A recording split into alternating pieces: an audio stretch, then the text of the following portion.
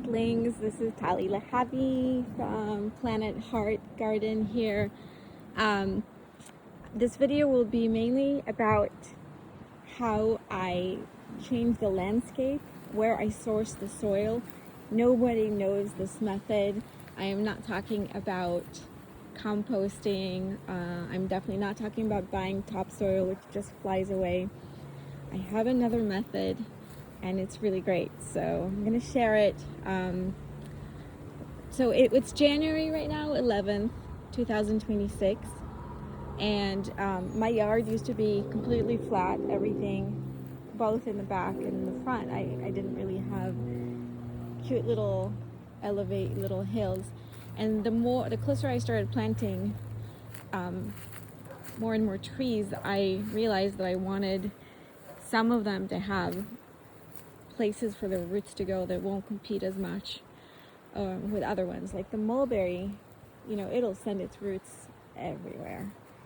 But, if I kind of elevate, like here I'm going to plant the Lisa Atamoya in the future. But, like even here I created a little mound. I can do more. I've completely lifted this whole area. It's a lot more soil than you realize to make this area higher up for my various pitanga. This is a Lolita Suriname cherry, and this is Brazil black. So this is on a hill, so the way the roots, the water will drain down, and the roots won't compete with the established ones as the tree grows, and it'll just have its own source of light. And it's still a work in progress, but my method to source soil is that I went to a local cemetery. Yeah, you heard me, a cemetery.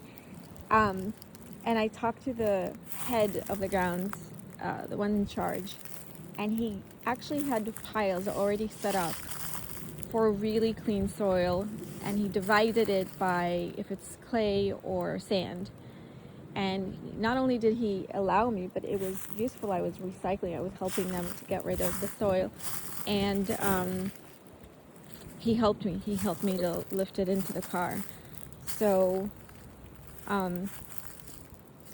definitely do not go into some cemetery and dig up sand, and you don't know if it's been sprayed, and they often do spray against weeds. And just be nice and don't take all the sand that I need. Yeah, but no, this is a great method. You can see that I have actually on the outside here more of the sand.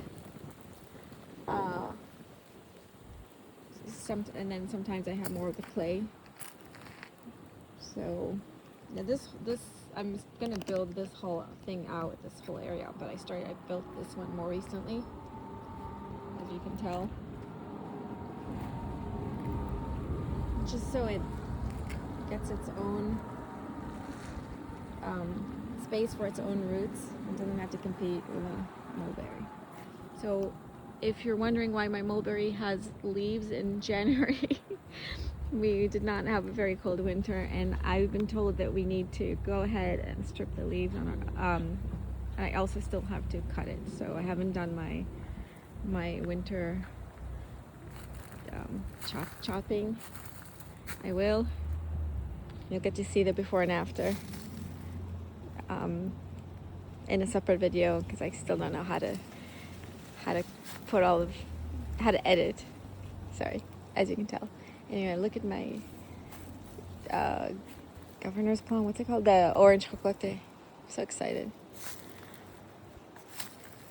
Yeah, so that's this video. It's about how to create landscaping, and I could show you in the back, but just know I've done it in the back. I bring some boxes and bags and pile it and come here. And I've done it also. Yeah, I've done to this amount because, here the soil was so good, I really didn't have to amend it, but I just, look at this. I wanted the elevation. Do you see? For my what's it called? Chico Zapote. Just, I really, one day realized that I'd rather elevate the plants so they don't sit in water too long, so the roots can drain. It's my new method.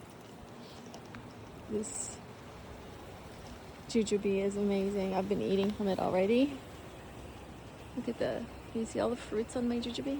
And the jamun making its way. Alright, so all of this is, I keep lifting the soil here. This is my landscaping, my addition of soil.